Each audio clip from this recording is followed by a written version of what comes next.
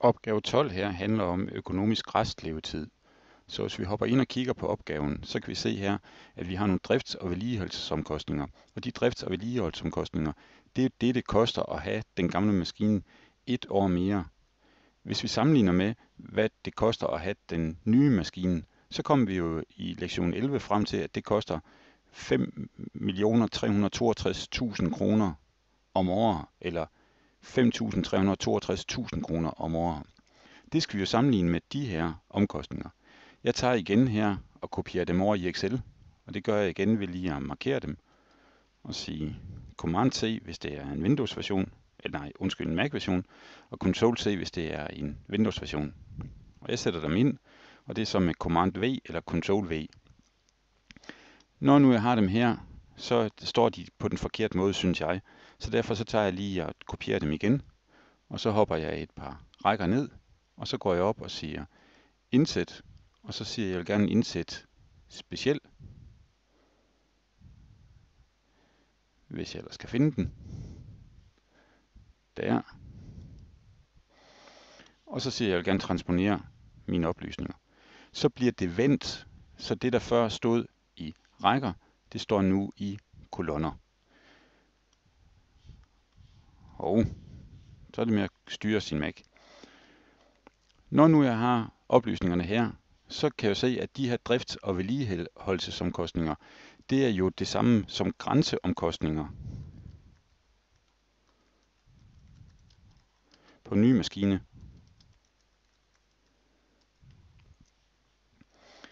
Der bliver vi vist nødt til at lave lidt ombrydning. Så Command 1, hvis det er en Mac, og Control 1, hvis det er en Windows-maskine. Så kan vi lige sætte et flueben her i opbryd tekst. Og så tilpasser vi den lige, så det ikke ser helt så tosset ud. Der indsætter vi lige en bindestreg. Sådan.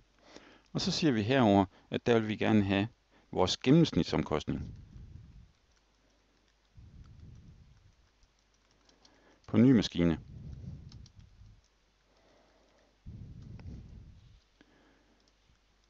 Den vil vi også lige have ombrudt, så vi kopierer lige formatet. Og så laver den lige en anelse bredere. Sådan.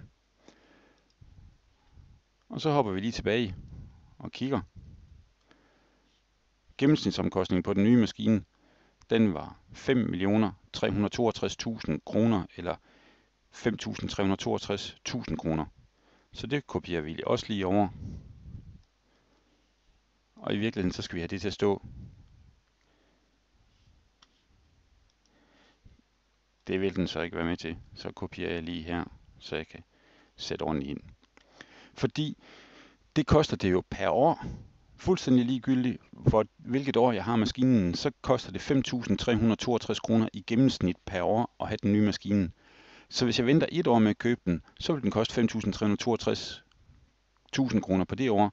Hvis jeg venter 3 år med at købe den, så vil den koste 5.362.000 kroner på det tidspunkt. Og hvis jeg venter 6 år, så vil den koste 5.362.000 kroner per år at have maskinen. Så det jeg skal sammenligne med, det er det at beholde den gamle maskine et år længere. Hvornår er det dyrere end at have den nye maskine?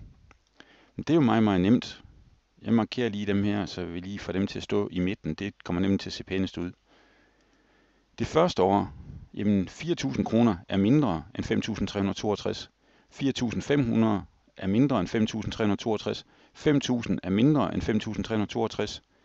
5.500 er større. 6.000 er større. 6.500 er større.